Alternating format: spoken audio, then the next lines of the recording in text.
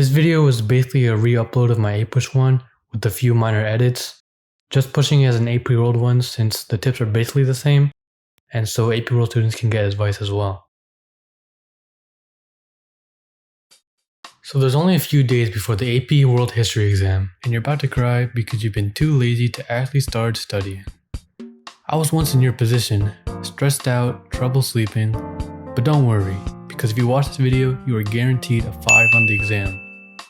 Even if you're not an insane genius, it's very doable.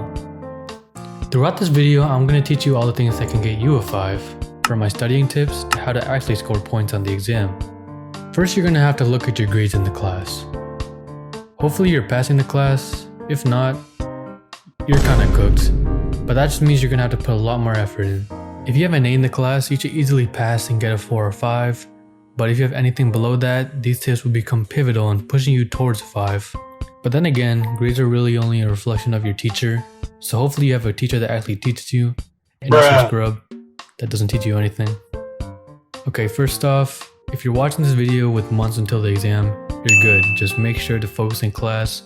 I know it can be really boring at times, but just put a little bit of focus in the class, do all your homework, take all the notes, and you'll be set for the exam.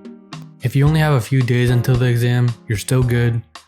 For me, I only really started studying around 3 days before the actual exam, but then again, maybe I'm just goated. The most important part of AP World is actually knowing information, and there are many ways to go about this. As you may or may not know, there's this huge textbook that's given to all AP World students. Teachers might assign you reading for that textbook, and you might think it's a drag, but guess what? I think you're right. My teacher also assigned me reading questions each week for textbook chapters, but I barely did that homework, and when I did, I just Control-F the online document for the answer. Although all the information in the textbook is great to know, trying to remember every single detail is a lot of work and might do more harm than help. The tool that I use to get this information is what I would say can get you a 5. The best part is that this resource is completely free, and that resource is Heimler's History. I love this man. If you don't know who this guy is, you're not doing AP World correctly. His videos have everything that you need to know about AP World. Even if you didn't take the class and just learned straight from his videos, you could probably get a 5. His unit review videos are incredible in providing information concisely and clearly. The videos are pretty short, so you can grind them out if you don't have that much time. In my experience, I put the videos in 2 times speed and didn't really take any notes, but that's because I recognize a lot of the information in the video already. But if you don't really know a lot of the information, you should watch the videos thoroughly, probably multiple times, and take notes so you can better retain the information. Now we're going to look at the exam itself. The AP World has 2 different sections. The first section has the multiple choice and the SAQ, whereas the second section has the DBQ and the LEQ. For the multiple choice section, it's mostly relying on your memory, so be sure to take notes in class or watch Heimler a lot. There's not much I can say about this section except to make sure to read each question carefully. I know when you're nervous it can be hard to read the questions, but it's definitely important to look for words like except, or mostly, or directly. The questions often try to trick you up, so it's important to read each question carefully. For all the writing sections, the SAQ, DBQ, and LEQ, one of the most important things to know is time periods. So when you're actually studying, make sure to recognize the separations between units and time periods, since lots of the questions will specify time period, and if you write anything beyond that time period, it won't count for the question. Also, for these sections, it's important to know buzzwords, which are essentially terms that graders look for in answers. For that, you can just look at a Quizlet, which I will link in the description of this video. Also, Heimler's videos contain a lot of the important buzzwords. Now we're going to look at SAQs. On the actual exam, there are 3 SAQs with 3 parts each. SAQs are essentially what they sound like, so for each part, you're going to want to write 2 to 3 sentences. One that answers the question with the buzzword and its definition, and 1 or 2 sentences explaining how that answer/buzzword actually connects to the question. If you can thoroughly explain how that buzzword answers the question, you should get that point. For DBQs, there are 7 total points that you can receive.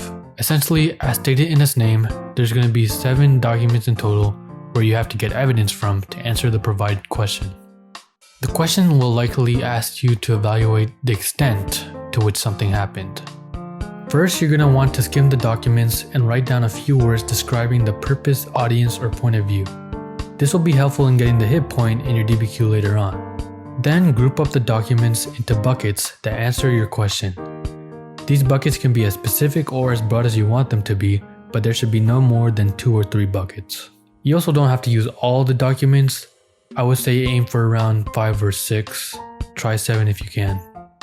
In your intro paragraph, provide some context with buzzwords that lead up to the topic of the question in order to get the context point. Then, to get the thesis point, answer the question by deliberately stating the extent to which something happened and provide evidence and a line of reasoning. Your body paragraphs don't need to be that long. Essentially, you just need to explain the document you are using as evidence and thoroughly explain how it supports your thesis. Also, when summarizing the document, use the hip notes you took when skimming the documents in order to get the hit point.